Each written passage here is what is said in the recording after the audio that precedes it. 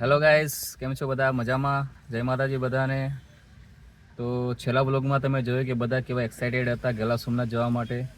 અમે already on the way છીએ. હાલ અમે હોલ્ડ કર્યો છે અહીંયા ગેલોસ જે ફેદરા આવેલું છે, અને અમે લોકોએ તો ચા પી લીધી છે. હવે ગાડી હાર્દિક ચલાવશે કેમ કે મને ઊંઘ આવે છે, એટલે હું થોડોક રેસ્ટ કરીશ. બરોબર ગાડી ચલાવીશ ને? મને ઊંઘ આવે છે તો હું સૂવું છું. સુઈ જાઉં ને?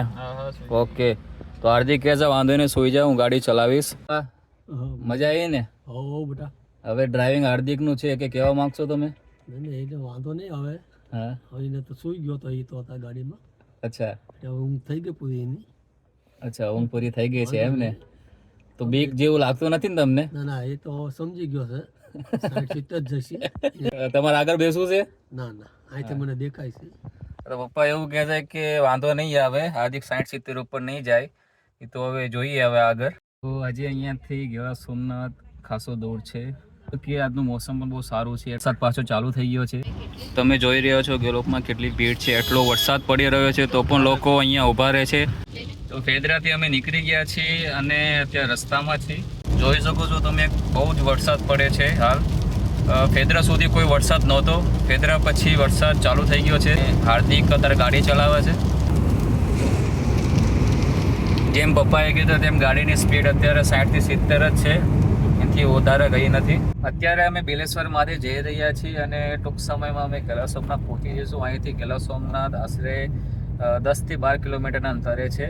તો તમે પણ ગેલા સોમનાથ આવો તો બિલેશ્વર મહાદેવની મુલાકાત જરૂર લેજો, કે અહીંયા પણ બહુ સરસ એવું મંદિર છે. અમે લોકો બિલેશ્વર મહાદેવ પહોંચી ગયા છીએ. તો અહીંયાથી વોકિંગ ડિસ્ટન્સ છે, જે ચાલીને જવાનું છે મંદિરે. અત્યારે ચાલીને જઈ રહ્યા છીએ બિલેશ્વર મહાદેવ.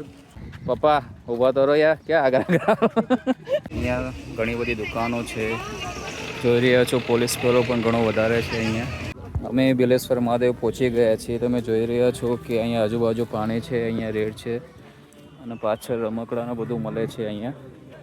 તો મંદિર બહુ સરસ છે, અહીંયા એકદમ શાંતિનું વાતાવરણ છે.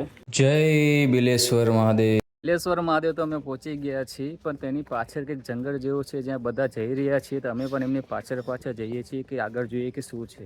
પપ્પા પણ અમારી પાછળ પહોંચી ગયા છે, પણ આગળ ખબર પડી કે આગળ કશું છે નહીં. અમે અહીંયા પહોંચી તો ગયા છીએ, પણ અહીંયા પાણી બિલકુલ નથી. પણ અહીંયા ફોટોશૂટ બહુ સારો થાય છે. તો સરસ સ્થળ છે બિલેશ્વર મહાદેવ, અને મંદિરની પાછળનો નજારો બહુ સારો છે, જે તમને હું દેખાડીશ. એ છો કે અહીંયા ઘનઘોર જંગલ છે. બધી બાજુ જ્યાં જોયો ત્યાં દૂર દૂર સુધી તમને વૃક્ષો જ જોવા મળે છે. અને અહીંયા પણ એક સારી એવી નદી છે, પણ અત્યારે પાણી નથી. જોઈ શકો છો કે બિલેશ્વર મહાદેવમાં ગૌશાળા પણ છે, અને બહુ બધી ગાયો પણ છે અહીંયા વડના ઝાડ ઘણા બધા છે, અને આજે શીતળા સાતમ છે તો ઘણા લોકો અહીંયા આજે ઠંડુ ખાવા આવ્યા છે. ખાલી અમે ગેરા સોમનાથ પહોંચી ગયા છીએ. જોઈ શકો છો અહીંયા ચકડોળ, હિંચકા બહુ બધું જ છે. અને સામે જે દેખાય છે તે મીનર દેવીનું મંદિર છે. તો અમે જઈએ છીએ હવે અંદર મંદિરમાં. ગેલા સોમનાથ અમે પહોંચી ગયા. બહુ જ વરસાદ પડી રહ્યો છે, તો પણ એટલા બધા ભક્તો દર્શન કરવા માટે આવ્યા છે આજે. જોઈ રહ્યા છો કે બહુ ગર્દી છે દાદાની લાઈનમાં. બહુ લાંબી લાઈન છે. ફાઇનલી આ બ્લોગ અહીંયા પૂરો થાય છે. તો આ વિડીયોને તમે લાઈક કરજો, શેર કરજો, સબસ્ક્રાઈબ કરજો. બધાને જય માતાજી.